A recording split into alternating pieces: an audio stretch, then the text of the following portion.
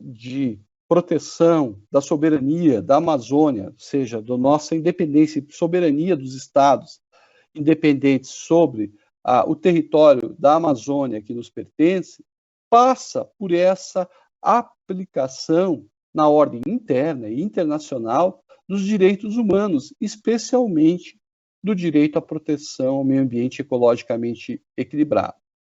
Nós já tivemos aqui várias exposições, professor Jorge, de colegas que trataram melhor do que eu sobre a questão do meio ambiente, sobre a importância do meio ambiente ecologicamente equilibrado, mas o que me traz aqui, o que me justifica a minha vinda aqui, é exatamente clamar para que, de fato, todos os estados que compõem na América Latina a sua soberania sobre a região amazônica observem, primariamente, até para dar uma resposta àqueles que questionam a nossa soberania, que nós vamos privilegiar, vamos observar primordialmente a aplicação dos direitos humanos, ou seja, da proteção ao direito ao meio ambiente ecologicamente equilibrado, no nosso território. Ou seja, nós temos capacidade de fazer isso, nós temos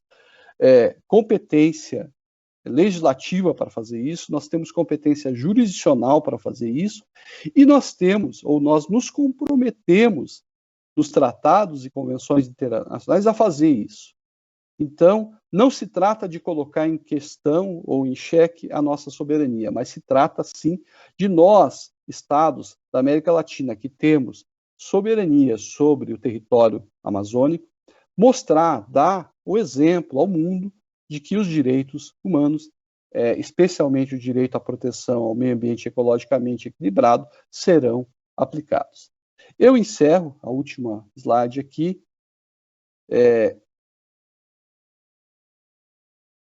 Não vou me deter. Nós tivemos um episódio muito triste no Brasil recente.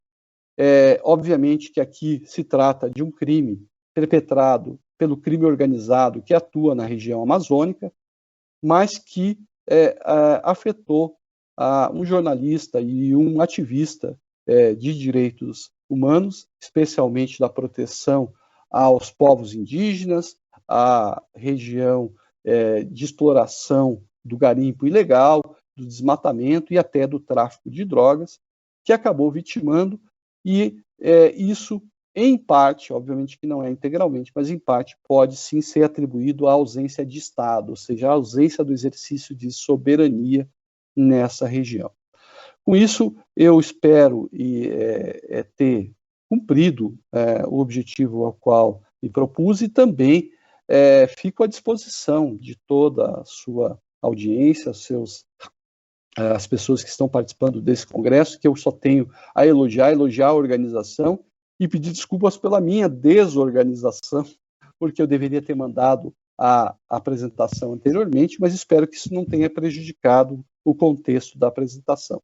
E agradeço imensamente a paciência, não só de me ouvir falar em português e falar de forma rápida, mas também de aguentar até essa hora, né? Depois de ter ouvido tantas palestras muito melhores, muito mais brilhantes do que a minha. Muito obrigado e uma boa tarde a todos, esperando revê-los em breve em outros congressos.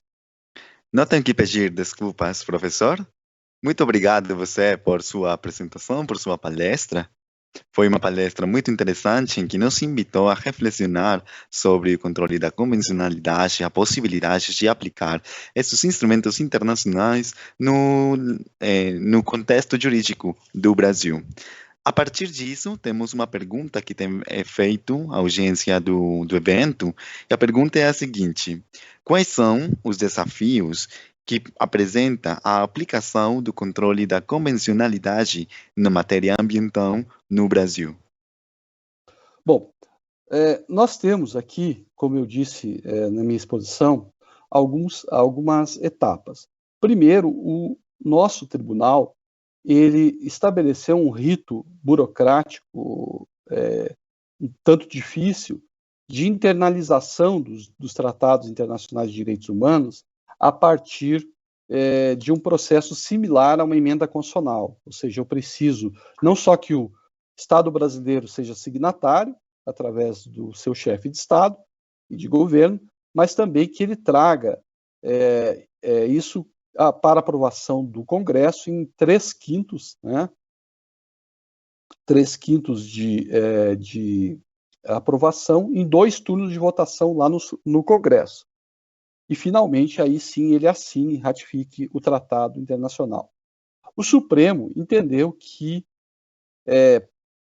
embora a Constituição traga uma cláusula de abertura dizendo que todos os tratados internacionais de direitos humanos se integram à Constituição, ao bloco de constitucionalidade, ele disse que, olha, então, para ser constitucional, efetivamente, eu preciso dessa atuação legislativa, mas para fins de combate em comparação em relação à legislação, ele é supralegal, estaria num patamar assim.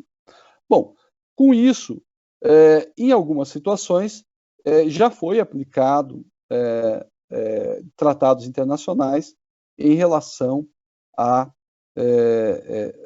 questões de direito ambiental.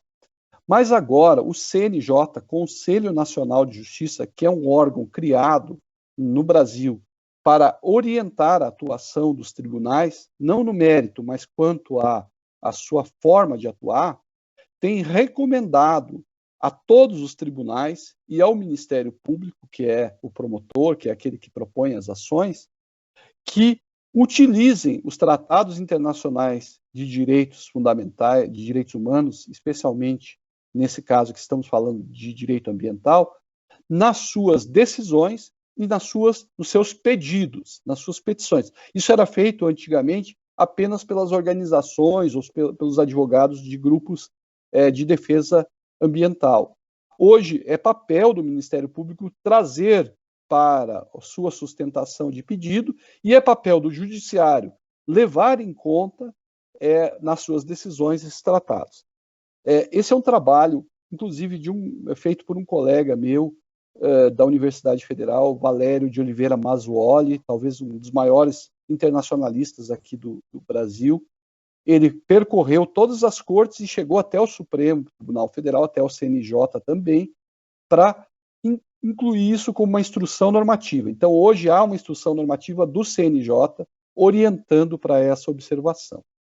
Nós esperamos que daqui a uns 5 anos, 10 anos, se tudo permitir, nós voltemos aqui para falar efetivamente de decisões. A gente tem que pensar hoje, de buscar decisões que realmente aplicam os direitos, os tratados internacionais. Mas eu gostaria de vir aqui um dia e falar sobre dezenas, centenas de decisões que, de fato, apliquem o controle de convencionalidade. Eu acho que não há futuro na jurisdição constitucional se ela não abrir as portas não só para o seu controle da Constituição soberana, mas também dos tratados. Afinal de contas, ninguém é obrigado a assinar um tratado internacional, mas à medida que assina, ele deve, de fato, fazer aplicar.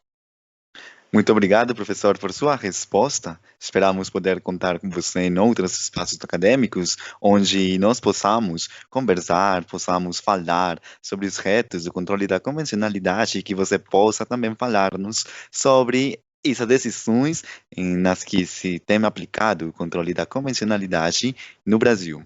Novamente, obrigado e agora vou dar a palavra à seguinte palestrante.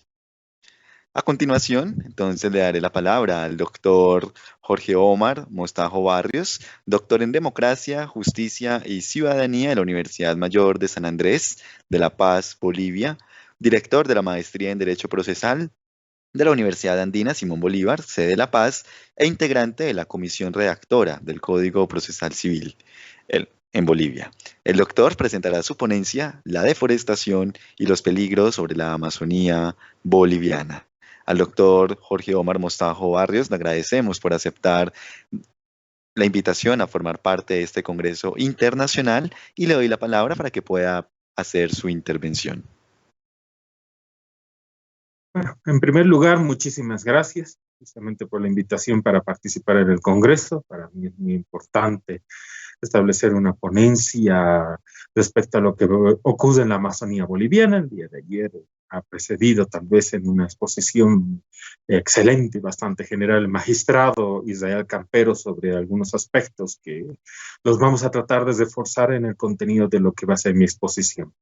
Mi exposición está dividida en lo que va a ser 3 partes.